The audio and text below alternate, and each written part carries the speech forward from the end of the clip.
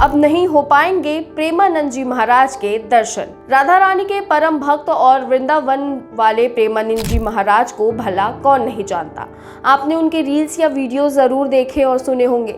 वे आज के समय के बेहद प्रसिद्ध संत हैं। यही कारण है कि उनके भजन और सत्संग में दूर दूर से लोग आते हैं।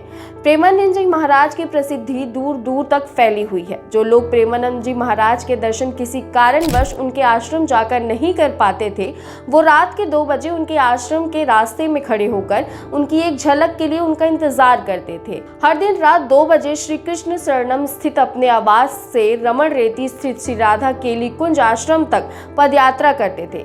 इस दौरान हजारों श्रद्धालु उनके दर्शन के लिए रास्ते में खड़े होकर इंतजार करते और भजन संकीर्तन करते थे।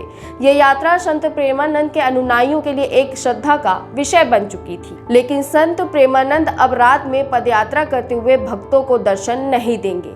ये निर्णय कुछ लोगों द्वारा विरोध करने के बाद लिया गया है। संत प्रेमानंद के आश्रम श्री राधा केली कुंज द्वारा जारी सूचना के अनुसार अब रात में पदयात्रा अनिश्चित काल के लिए स्थगित कर दी गई है। संत प्रेमानंद के स्वास्थ्य और श्रद्धालुओं की संख्या में बढ़ोतरी के बाद आश्रम ने यह निर्णय लिया।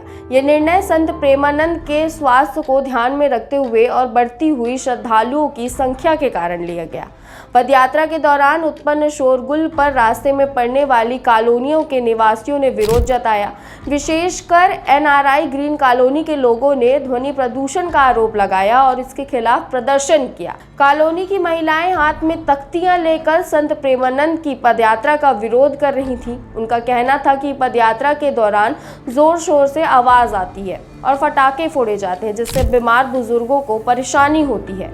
विरोध करने वाली महिलाओं का कहना था कि रात में नींद खराब होती है, जिससे कई महिलाएं स्कूल में पढ़ाने जाने में असमर्थ हो जाती है। इसके अलावा ध्वनि प्रदूषण से उन्हें अन्य समस्याओं का सामना करना पड़ता है।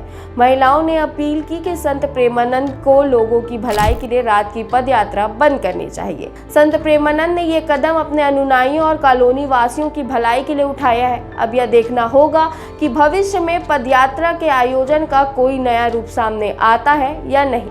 प्रेमानंद महाराज के इस फैसले पर आपकी क्या राय है, हमें कमेंट करके बताइएगा और ऐसे ही लेटेस्ट अपडेट्स के लिए वयम भारत को सब्सक्राइब करें।